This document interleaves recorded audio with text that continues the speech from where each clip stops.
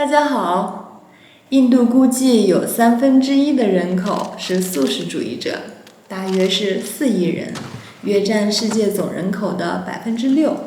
我不确定这个令人难以置信的数字是否准确，但就算实际上有这个数字1半的印度人是素食主义者，对于一个国家来说仍然是很多的。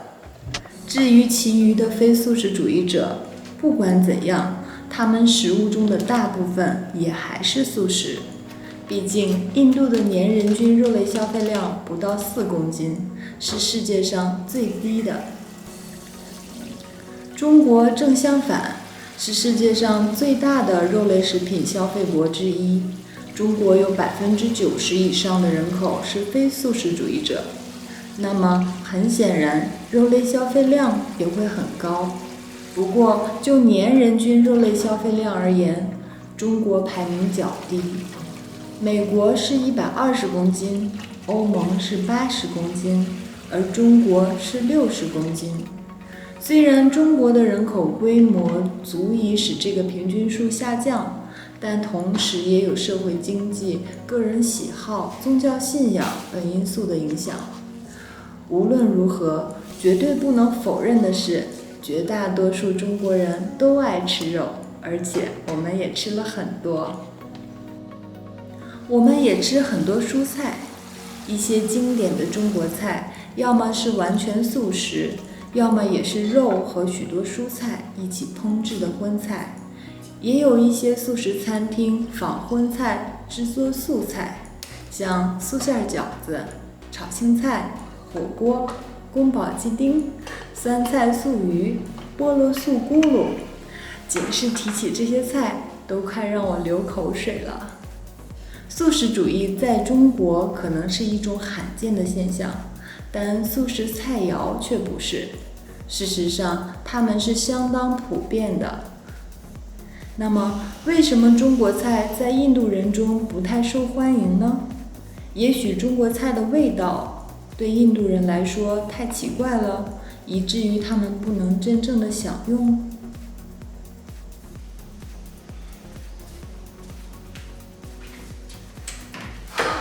好热啊！我要强调一点，中国菜和印式中国菜是不同的。印度人对印式中国菜却并不陌生，数十年来，他们一直在餐厅和家里品尝这种食物。那么，印式中国菜到底是什么呢？印式中国菜是指为了适应印度人的口味而烹制的中国菜。这种独特菜式融合的起源一般是始于印度城市加尔各答的中国移民。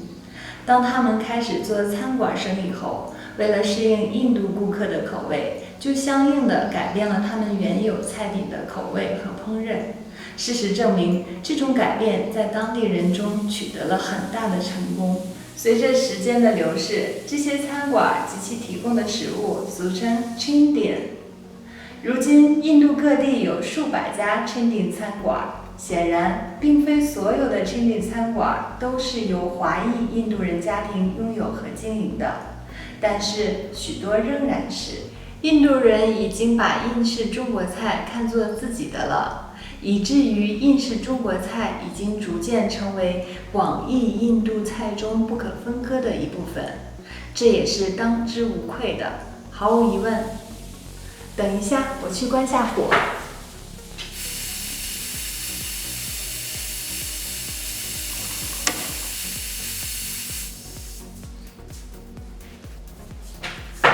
不好意思，毫无疑问，印式中国菜的成功和流行，在一定程度上是因为其所提供的各种素菜选择。就以上所述，作为一个中国人，我要问自己一个问题：我可以让印度人像喜欢印式中国菜一样喜欢中国菜，特别是素食吗？也许会，也许不会，也许他们都已经很喜欢中国菜了。而我对这些一无所知。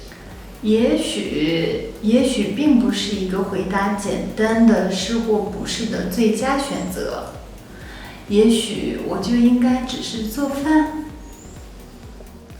但是非常肯定的是，谢谢你的收看。